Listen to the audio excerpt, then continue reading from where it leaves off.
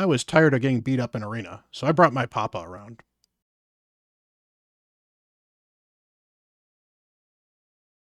Hello, everyone. Bront, CatHerder here. We're having some fun talking Raid Shadow Legends, and I have brought a friend here, BigPoppaDrock. How you doing, my friend? What is up, Bront? Nice to be here, man. Our first collab together, and thanks so much for welcoming me to your channel, bro. Oh, much appreciated. This is going to be awesome. I know you are a big arena dude, and that's what we're going to be talking here. We're going to do a collab on his channel as well. Should be fun. Go check him out as well. I stream, he streams. The match made in heaven. The beards are kind of nice too. So should be fun, and I am super excited about this.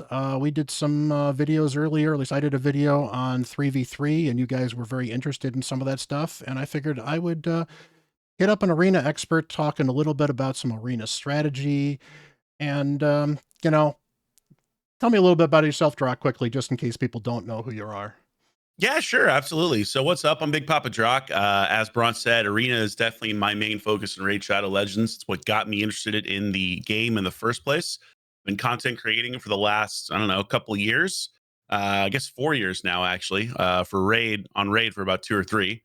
And yeah, just excited to kind of share my opinions of this. I'm also really excited because I feel like I'm going to learn stuff here because so much of what I've done, Bront, is of course ultra end game, super spender, whale type things. And funny enough, I'm about to start a tag team arena push on my free to play account. So I think Ooh. this is great for us to get to talk about different strategies, things that I've been thinking of that I think will work, and then also things that you might share with me as someone who's been kind of in that area and help people progress there. So I'm really excited about this. Yeah, so without much further ado, I want to get into arena. My thoughts on this too, as far as classic and tag. Is there really a huge difference between classic and tag with how you approach them?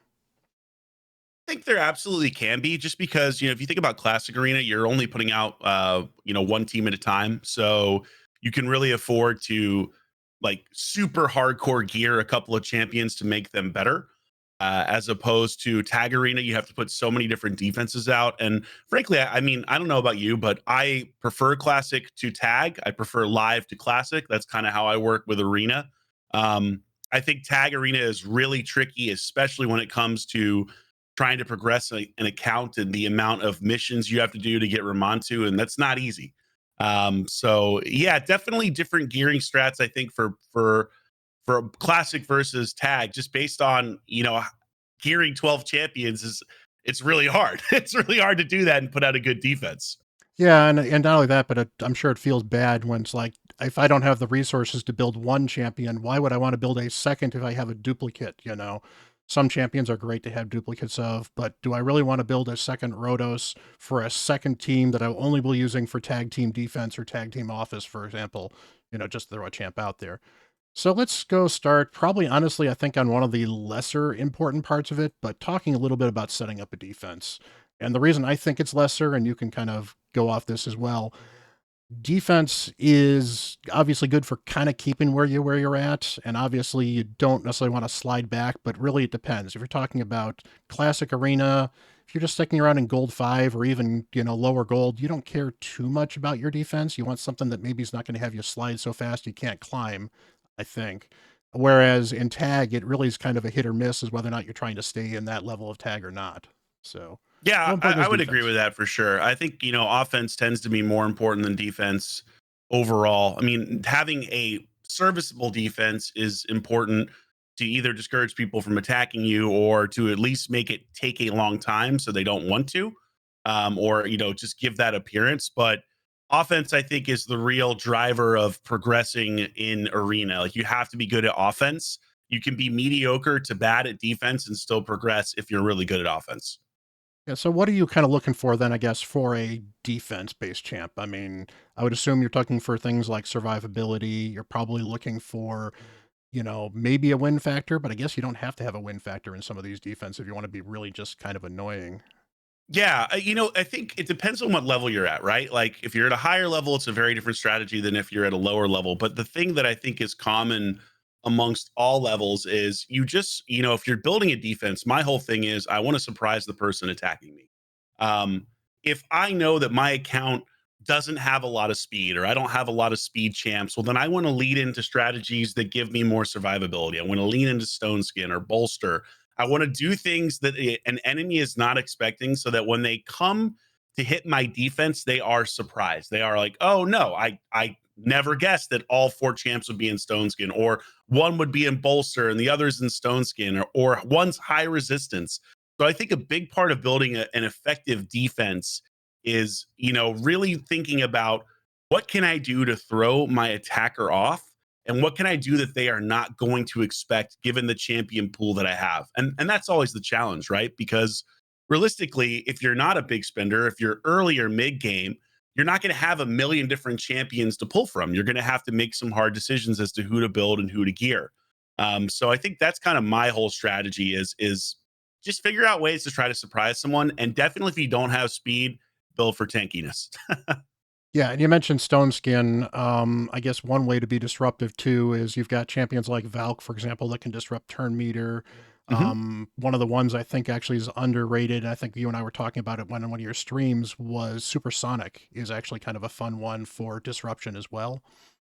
Yeah, yeah, without a doubt. I mean, the reality now is there's so many different gear sets that can be really sneaky. Like I think another one is what, Frostbite, which I believe Shinny uses a lot to throw freezes on people. Mhm. And this is a big, I think, difference between lower end arena at any level. You like classic, tag, live, doesn't matter. If you are lower end, if you're not a big spender, polymorph isn't as much of a problem. Like it still happens, but way fewer champions you're going to run into are going to use polymorph. And that's actually a phenomenal thing, because it makes arena a lot more like it used to be, where almost every champion can be viable in the right build. I guess that transitions a little better into an offense where you can actually use a lot of these champions depending on where you're at. You can also, because you're attacking a set defense, you can look and say, oh, that guy's person has a single champion with 1-star sheep. I don't have to worry about not bringing in my Badam. I can bring her in, or I can bring in a Kaimar or any old debuffer and not worry about it as much as, say, everybody has sheep and they're all 6 stars. I can't bring anybody in if I want to. Yeah, it's a huge difference in that regard, without a doubt. It's honestly why I did a video a while back talking about how I really enjoyed low level arena, because it reminded me of what raid used to be like, where you could actually just use any champion you want and actually use strategy. So yeah, I think that's a big thing. And then if you're looking at defense, picking the right blessing can also be really helpful depending on what level you have awakened. Obviously, if you're newer, you may not have a super awakened champion, but I've seen some pretty nasty arena defenses with people that have 4 or 5 stars on a champion who are using, different stuff than polymorph, of course, because it's not a guaranteed placement. So there's a lot of different things you can do in that to make it harder for people to beat you as well. Yeah, and that's where I think, like, just talking blessings quickly, temporal change, I think, is one that a lot of people overlook is great. It actually can be helpful in things like Hydra too, because the Hydra heads actually can affected by it. But it's a very disruptive one. It's good to put on champions that you might know are going to be fighting against people are going to be blessing themselves. Um, Life Harvest can be very disruptive if Yes. people are going to be reviving. It's very good for the long term fights. Intimidating Presence is a fairly simple one, but you know what? Auras matter, and they can be the difference between going first and not going first in speed races, for example. So Yeah, definitely definitely. worth looking at some of those blessings there.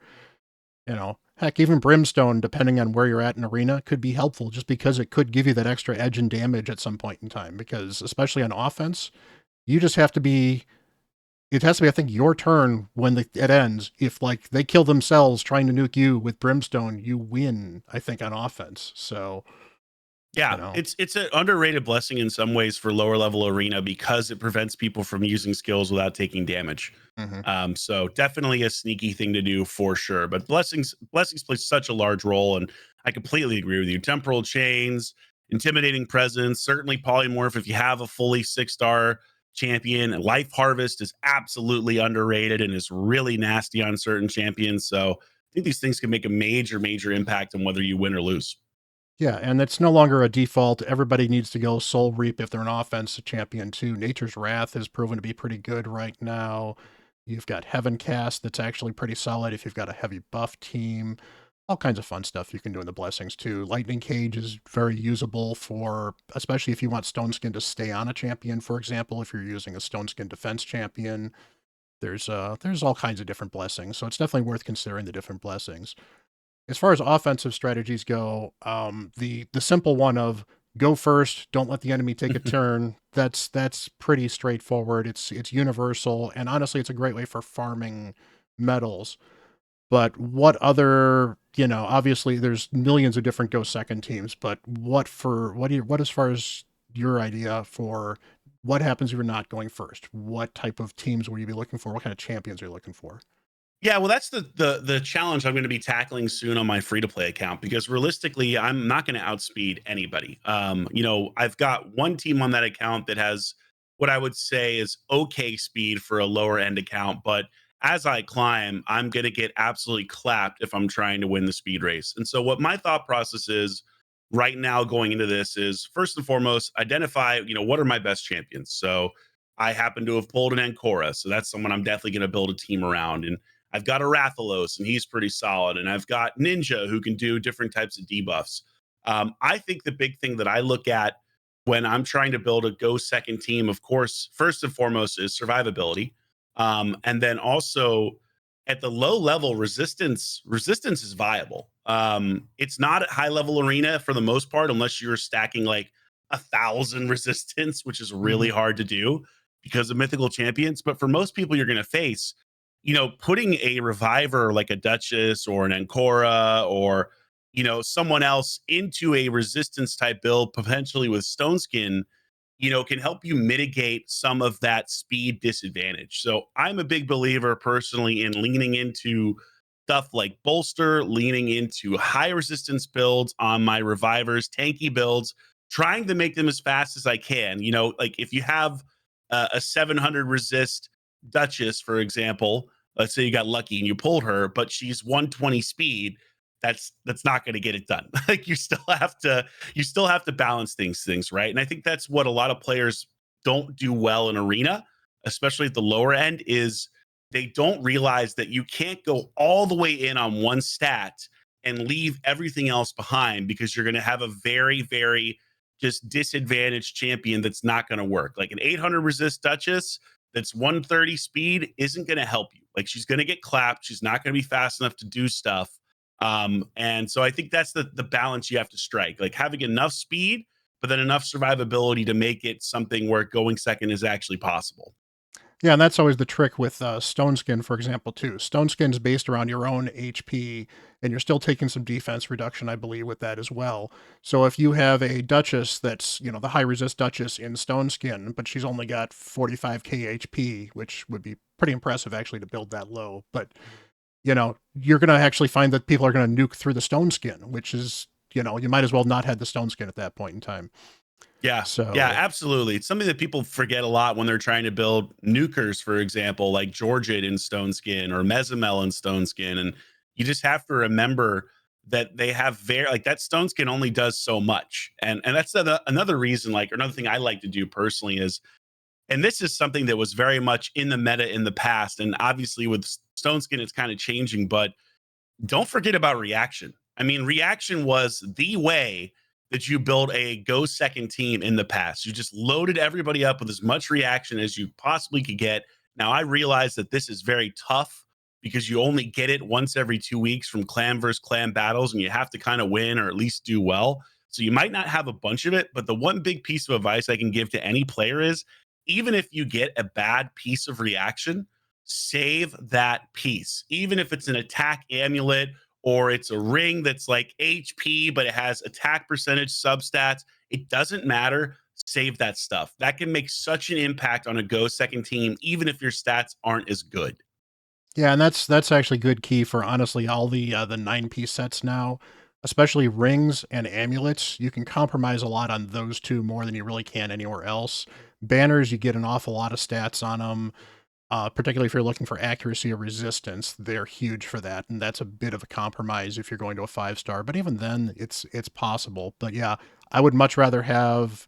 I mean, heck, going into weirdness, I've got a 5-star counterattack ring on my Leo for the ages. It's got a good roll on it. It's got other stuff. It's got attack. It's got like a triple roll into attack. But the 5-star counterattack on a Leo who has a chance to, well, most of the time survive multiple hits and occasionally get that counterattack. I've won fights because of that counterattack.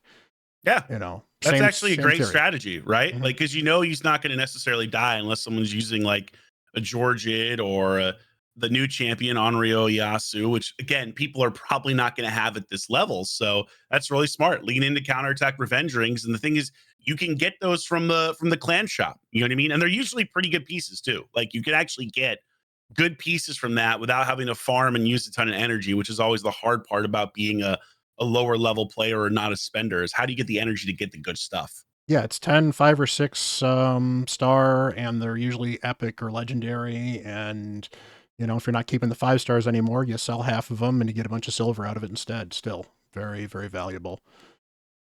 But see, here's the thing. I'd keep the 5 star. I Mm, would not give up the 5 star necessarily for certain factions because that is such a sneaky thing to do, right? And 5 star ring or 5 star amulet, the difference isn't that great. So I think this is another mistake a lot of people make. Like I have a surprising amount of 5 star gear on my ultra end game account, but it's only specifically in like pinpoint, in reaction, in like whatever. It's in like specific stuff like that. You know what I mean? Not like the regular mhm. stuff you farm from Spider. So that's the one. That's the one caveat there. You know, again, going back into let's go build a go second team, for example. You know, there's some champions that are well known for that sort of thing. Duchess in Stone Skin is a good example of that because she can basically tank most of the stuff. If other people die, she picks them back up. You know, she's not the number one champion at doing that anymore, but she's still a good champion at doing it. Nekret was always one of the classic go second protectors back before you couldn't easily hit through him. And then it's still, you need specific champions to hit through a Nekret. So it's not like he's the worst champion. And the good news about on offense, which is where these go second teams are actually better than sometimes depending on them for defense, is you get to pick who you're going against. And I think that's really one of the big strategies. Figure out a couple different teams. You know, don't just build one team, say, this is my best team and I'm done with it. You're probably going to want to build 3 or 4 teams for your offense, even if they're minor variations of 1 or 2 champs here or there. Yeah, I would agree. Like, I think when you're looking at offense, you want to have at least one. Like, this is my fast team. Like, this is my Armons, my Arbiter, my Shuzen. If you got lucky enough to pull her, whatever it may be, like, this is my specific speed team. And I'm going to use this against teams where I know I'm going to go first. And I know I'm going to have the advantage either through some type of buff stripping with Madame Saris or with Gergo or with, I think what Eric's doesn't Eric's buff strip, I think. Mm. You know what I mean? Like picking those kind of champions and knowing that you're going to go first, or at least having a good estimation that you're going to go first. Having that speed, that one speed team built and tuned is the other thing. Because the other thing I see a lot of times is people will have like a really fast lead, but then they haven't speed tuned it. Like they haven't actually taken the time to make sure that after that arbiter goes first, that their other champions are taking their turns in the appropriate order as well. So that's another big thing that I think people miss out on, especially when they're newer to the game. Yeah, that can get tricky too, because you've got champions that sometimes boost their own turn meter sometimes. So you can be wondering, why is only this champion going half the time at the right time? You know, that can certainly mess you up as well. And I think one of the traps that a lot of people fall into, and you can probably speak to this even in the high end, is that people get so focused on meta champions. I don't have the meta champion, I can't compete. And just a good example of this is I built Allele on my alt recently. He's not even booked. He's built in decent gear. And honestly, for that count, he's got some decent gear. And I found he's actually been pretty useful. I've used him a couple times in a live arena, and yeah, he does not nuke. He's got some serious damage problems. But the fact that he can hit through Stone Skin, the fact that he can steal Stone Skin with his A1 sometimes is very underrated. Block debuffs by a nuker that doesn't need accuracy to land is super underrated as well. And that's not to say that, oh boy, you should run out and build your allele, but especially for early game, mid game accounts, I've seen people using Helicath as their nuker. It's an interesting strategy and it works just fine. Newt, and probably not your best arena nuker, but you know, he can hit pretty hard. I've seen worse options. You know, Kale works very well for an awful long time until you get somebody better. You know, Yeah, there's all kinds of different options. 100%. I think the biggest mistake that people make, and we all fall into this trap, myself included, is you know, you're better off having incredible gear and not having a meta champion than having a meta champion with bad gear. And I'll give you a quick little example. Like I have a Galathier now on my main account. I'm very excited about it. I'm happy to have it. But here's the problem. In my level of arena, like the ultra high end super spender level, he's not fully awakened, which means he's only a 2-star awakening. So he's missing so much in stats that are extremely important at that level arena to the point where he's really not the best pick the vast majority of the time, even though he is an incredible champion. And the same concept goes for gear, right? For making sure you're gearing your champions correctly. Because even if you don't have a Rhodos or a Duchess or, a Taurus or a Marichka, if you have good gear on champions and you know what their abilities are and you play to their abilities, like you just said with a Leo, you can absolutely beat these teams. It may be harder, but it's doable. Exactly. And I think that's really where the other problem with some of the accessibility of this goes too is that, and it's probably one of the things you really need to do. You need to sit down and do need to learn what not only your champions do, but it does help to learn what some of the other champions do as well. I can't tell you how many times, I mean, and before this is on me, but I've been surprised by what a mythical does because their kits are always hard to read. So sometimes it's hard to figure out what a mythical does the first couple times you figure out what they're doing because it's like there's not only 2 paragraphs of text on this one ability, they've got all 6 of their abilities on both forms have the same amount of text. So it's Yeah. Yeah, you'll learn once you get clapped by one. Then you're like, wait a second, what the heck just happened? Like I'll never forget the first time I faced a Taurus in the arena right after he just came out, and I was like, what the heck just happened? I just got Mhm. completely nuked. I was confused. I had no idea what had like occurred, but I got absolutely clapped. And then I was like, okay, this guy is dangerous. I need to watch out for this guy. Yeah, or like Narcissus is a good example. Narcissus is a great champion. One of the things that he is immune to is ally attack. So the very first hit of an ally attack will do damage, and none of the other ones will. And if you don't know that, you'll ally attack him and then wonder why he didn't die because you should have nuked him to heck, and it doesn't make any sense, or the control didn't work, or something like that. Just and it's easy to do, and there's so many champions. I still get some of the stuff wrong. I'm sure Drock, you probably still do as well too. It's just yeah. So many times that I have ally attack Narcissus, and I realize the second I do it, I'm like, what am I doing? Like I know that he doesn't take ally attack damage. Why am I not using my brain? And I think that's the hardest thing too. Is just like you gotta think. You know what I mean? You gotta Mhm. think. And that's probably the final point here, where obviously we haven't talked specific teams, and that's fine. There's a lot of good advice in this that I don't think has to get specific teams here.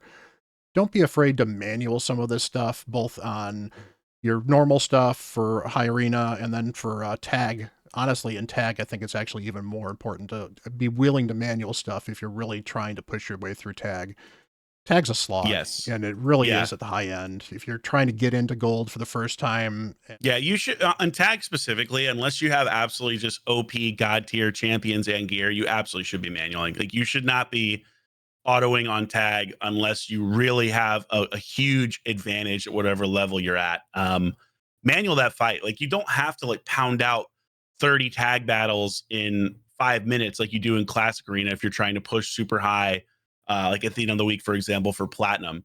So take advantage of that. You know what I mean? Like take advantage of that. And I think when you're building a defense, just try to think about what champions would you not want to see in arena. If you're building a team, if you're facing somebody, who are the champions that you have that you think, oh man, I don't want to go against this team? Like, this is not somebody that I want to mess around with.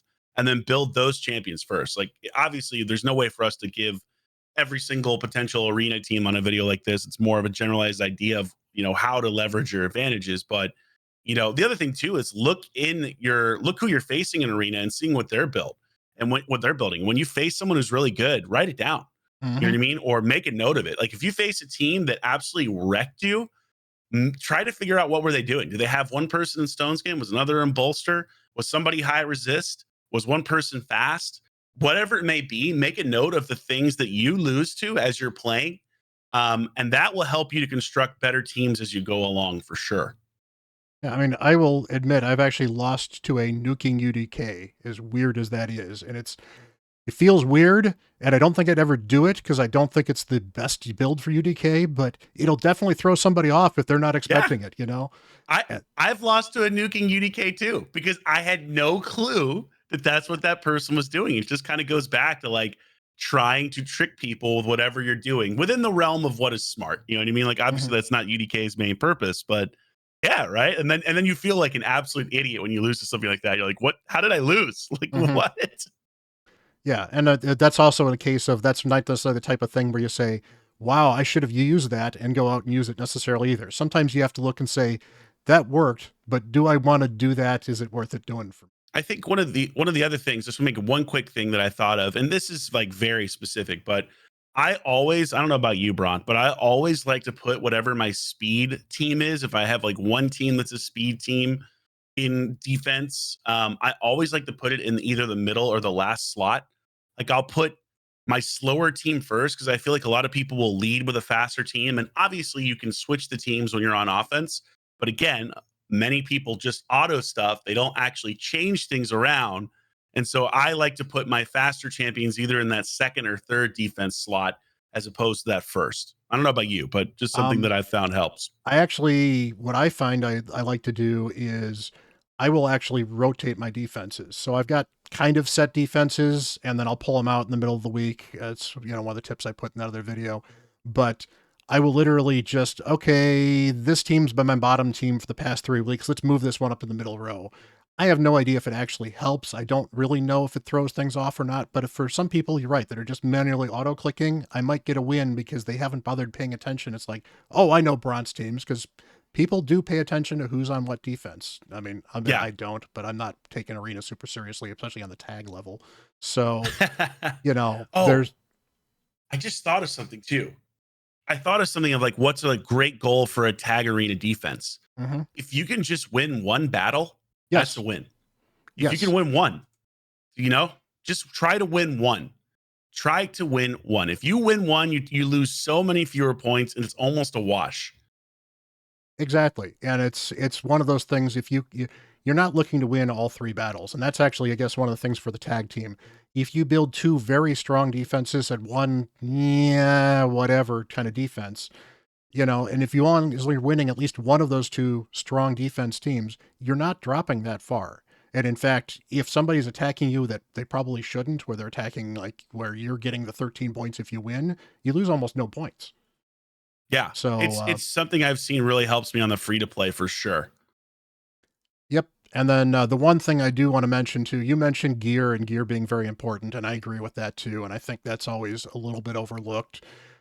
Do re-gear your champs occasionally. Do check your gear occasionally. I've been kind of stagnant for a while on a lot of my gear, and I finally went in and I finally put some pinpoint on my Siffy and put some Sin pinpoint on my Arbiter to get a little bit of extra speed, 14 or 15 points of extra speed. You wouldn't think it's a lot, but it's made the difference between me having losing defenses and winning defenses with those two speed leads because of that's the important stat on them. But also, don't forget the ascensions, and that's Yes. probably where Silver 4 has become kind of a toxic mess right now, is it's kind of a mix of people that have invested in all the gear and maybe don't necessarily have champs, mixed with people that may have the champs but haven't invested in the gear. And they're all kind of fighting each other, and some people are struggling to win and people are struggling to lose. And the ascensions are useful. They're useful everywhere. So it doesn't just have to be arena teams. But honestly, I think arena is probably where you need to focus that stuff the most, because the difference between winning and losing an arena is often a much thinner margin than it is in PvE. Without a doubt. Without a doubt, people do not do enough ascensions, especially in the early and mid game. And like you have to have enough gear to make it worthwhile. But once you get to that level, you absolutely need to be hitting Sand Devil and hitting Phantom Grove hard, because that is the easiest way to improve your overall builds. And like it sucks because it's a massive energy expenditure and it doesn't count for dungeon diver events and other stuff like that. So you have to be smart about when you do it. But man, if you can get the right ascension on a couple of key pieces, that is so game changing, not only for speed, but also just for survivability. And I think it's the one thing that lower level players or newer players ignore more than anyone else. Because at the high end, you're doing that all the time. I mean, I have put probably, I don't know, 500,000 energy into Sand Devil, into Phantom Shogun, maybe more, probably more, honestly. Mhm. Yeah, it's honestly right now for the end game content, it's better farming than most. Actually, it's better farming than every dungeon at this point in time, other than the Odin dungeon right now. and Yes. probably going to be that way for most of the event dungeons as well. One other thing I do want to mention, which again you'll probably agree with here, make sure when you set your defenses, set their AIs. Some of these champions are dumb. Duchess, for example, not wanting to do her rebirth if the Shroud of Souls is off cooldown, which is something I just found I hadn't actually set on my defense as I'm poking around here. Um, Early game, Syl will do her stun instead of a revive. I can't tell you how many of these champions either don't like to use the skill you want them to use in the right priority or are dumb. And there are some champions that are actually pretty smart. Arbiter's fairly smart. Arbiter will do her speed boost and save the revive, but if there's somebody to revive, we'll do the revive first. So that's, that's a good one. For the most part, Rhodos knows what he's doing, although some people like to lead off with his A2 rather than his A3. Leo is kind of hit or miss which one you want to lead off with. I think he likes to lead with his double hitter. Some people don't like to lead off with that because they like to keep the control, the lockout that Yeah. he has on that. Just a couple of examples of champions you might want to think about. Mythicals are absolutely dumb. Mythicals don't know when to transform. The And that's also why worst. you want to run them manually, probably too, is because when you're actually on offense, they also don't know when to transform, don't know how to time things properly. None of your champions do. They're just on auto and they're doing what they're doing. Yeah, this is hilarious you bring this up because I've actually been meaning to do a video on this and had a thumbnail made for it and everything. But the AI for this game for arena purposes is horrendously bad. I mean, like it is so bad. You absolutely have to set your AI every single time, or you can pretty much guarantee that your champions are going to pick the worst possible option all the time. So it drives me crazy so much. I'm so glad you brought that up. Mm-hmm. Yeah, actually, I mean, even at a PvP or PvE standpoint, Artek actually, apparently, I didn't realize this, but he won't do his A2 to ignite burns if decrease attack is already out there, because he sees decrease attack is out there and will then use his A1 instead, which, you know, Uh, I kind of get it, but, No, I don't get it. yeah, I don't get it. I do not get it. It's something they absolutely could improve, and it's something they should improve, right? Like if you've yeah, played Raid for a long time, and I don't know how long you've played Bront, but I played for what 3.5, almost 4 years now, coming up on 4 years, and we've definitely seen improvements because you couldn't set AI in the past. yep, But I feel like champions that they've introduced over the years have become even less intelligent than the ones they had at the beginning. And Armand's is a great example of this, where if Armand's goes first and he sees one person with stone skin on the opposing team, he will basically not like he won't do the right thing at all. He'll just like mm-hmm, A1, or he'll do he won't do his like suck ability on everybody else who maybe is not in stone skin just because one person is in stone skin. It is yep. infuriating and it leads to losses all the time when you're not paying attention for sure. Yeah, and usually on my presets for Armands, I like to not only prioritize his greatest hit, so he does the suck, but I Yes. also will turn off the sheep, because if I'm on offense, I will interrupt it to say, I know I want to sheep, and this is the person I want to sheep, because he's also bad at picking who he's going to sheep as well, because it's, So bad. AI. So bad. He sheeps Arbiter all the time. Like if Hmm. Arbiter has one increased attack buff up, he will sheep her every time, and that will screw up. Like if you, because I have a team that's built around just hitting with Armands, then nuking and killing everything. It's my speed team, and he'll screw it up every time because after she pops out as a sheep, she maybe has a revive. She revives people, I lose. So Yep. yeah, you're absolutely right. It's very smart. So awesome. All right. Well, we got to go record a video on your channel as well. So I think this is a good point to stop, but this has been awesome. I appreciate you. So, I'll drop links down below to our other collab on his channel as well as some of his deets as well. So go check them out. Give him some love as well. Appreciate you guys hanging out. If we anything we missed, any questions you have on Arena, feel free to leave some comments down below. And until the next time, well, that's BigPoppaDrock over there, and I'm Bront CatHerder. Bye.